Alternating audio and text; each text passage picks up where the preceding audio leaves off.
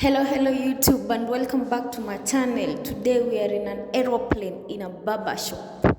This was amazing. I was just passing by the shop, then I saw this amazing barbershop and I'm like, I have to do a video. Guys, so this is the inside of the aeroplane where the barbershop is. The barbershop is designed like an aeroplane. It was constructed from up down. Really classy. Then here, what are we doing? Just showing you around, guys. This place was really amazing. I'm not complaining. No complaining. VIP section. Let me just tell you, this place is VIP, all through VIP, and the owner is really young.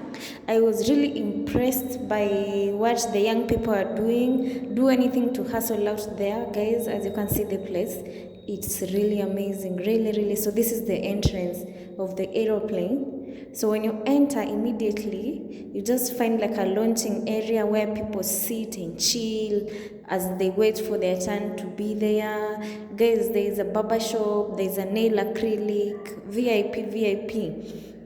I must say, architecture or engineers, I don't know how you guys do it. You guys are geniuses. So yeah, so this is how it is designed. This is just that section. It has a table, water, drinks. It's called the Boss Barbershop in Nairobi, near Utawala. It's actually like opposite Astral Petrol Station. Guys, see the amazing part of it. Actually, I can show you, like, this is where, like, when you want to shop, you can to do an haircut, you can do it there. They have a computer section. I don't know, guys. This is just VIP, and the workers there are really impressive. They were really chatty, really welcoming. As you can see, that is where you wash your hair. You should try sitting on this chair. Amazing. So there I was doing an interview with the owner. That guy is the owner.